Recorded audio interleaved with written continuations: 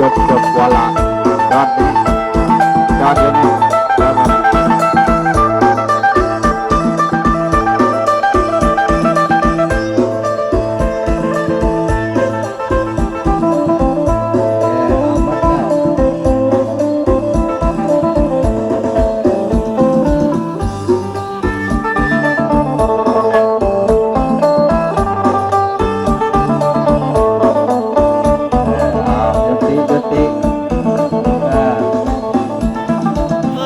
อยู่ทุกคนนี่ดนตรีหยุดเพื่อนยังมวนเนาะ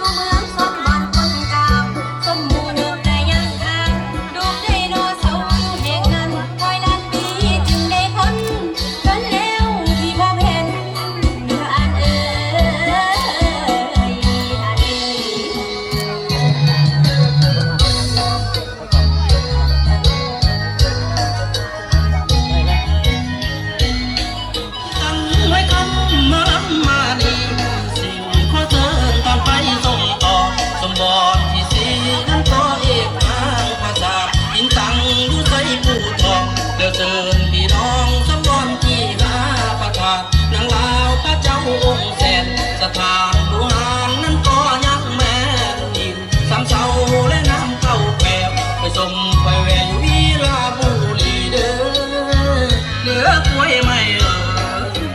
วกยวกยวกยวกเอายวกยวกยวกยวกคนฟังตั้งไว้คำละมาตั้งนี้สี่ก็ลาและเม็นลงก่อนก็อวยพรให้ญาติน้องให้มาเที่ยวกันเที่ยวเนี่ยเจอตั้งไว้เนี่ยเจอ